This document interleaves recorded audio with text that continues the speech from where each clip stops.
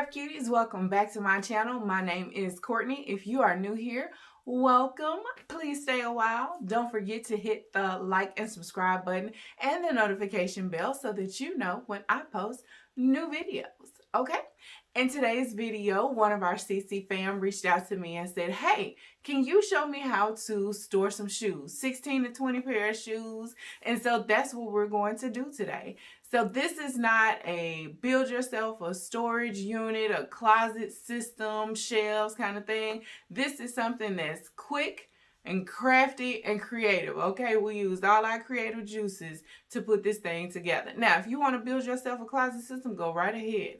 That's not what we're doing today, okay? So we're going to take a few measurements, take a field trip, and we can get this project done in under an hour. So if you need a creative way to store some shoes, then just keep watching. We're about to get into it.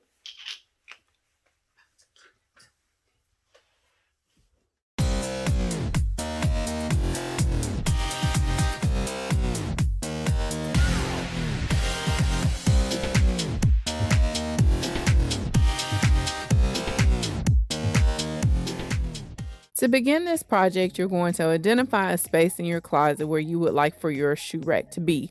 For me, that's right above my clothes rack. There's a significant amount of space there. So what we'll have to do is determine how long you want your shoe rack to be and measure out that space.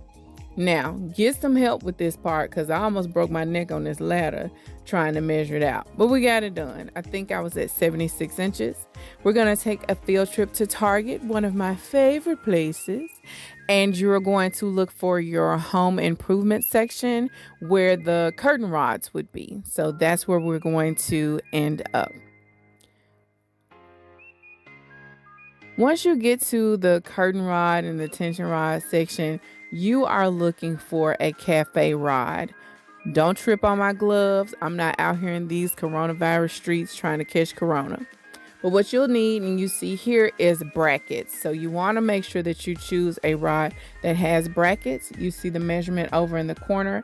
I told you my measurement was 76, so that's going to be too short. They have all types of decorative items available. And this particular rod is about an 84, but I don't like that color. So I keep looking. I'm El Cheapo, so we're going to go for a cheaper rod. And I think this rod ended up being like $6.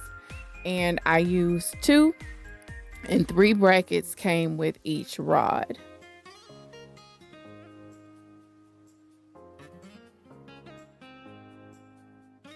And again, you're going to use a cafe rod. That's what you're looking for. So when you place your brackets up, you're going to measure them out. I can't remember what the measurements are, but you want to support it on both ends and in the middle. And so when I did that, that's kind of what this looks like. I put the second rod up just to see how the spacing was. When you get to your rods, you're going to want to place the brackets kind of close to the end, one in the middle, one on the other end. And once you place your rod in, you want to make sure that you screw it in to secure it so that your shoes don't fall down. So once you have those up and you have them measured, you have them measured accordingly, you have them up, then you're going to place your shoes on your rack. So for the shoes, you have 2 options. One, you can have your heels where they just sit just against the wall, or where they actually go over the rack. And so here, our gray pair goes all the way over the rack, where the black pair at the top sits just at the wall. And another question is about decorative heels. So a couple of my shoes, or several pair of my shoes, have decorative heels on them. And so I was able to place them on the shoe rack and not compromise their decorative heel. Like, it can either sit against the wall as you see, or I can put it over the rack and it does not scratch against the wall. So when we're done, I was able to get, I think, 20 pair of shoes up. You can add as many racks as you like. These are just some of the shoes that I got off the floor. My sandals, my tennis shoes, other heels continue to be on racks, shoe racks at the bottom.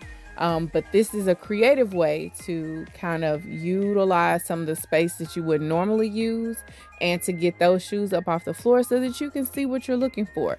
Now, it requires a step stool, but that's okay. We got them up and off the floor, and that's a creative way to store your shoes. I hope this video has been helpful for you and that you've learned a creative way to store your shoes. Don't forget to smash that like button and that subscribe button. And until next time, keep it crafty.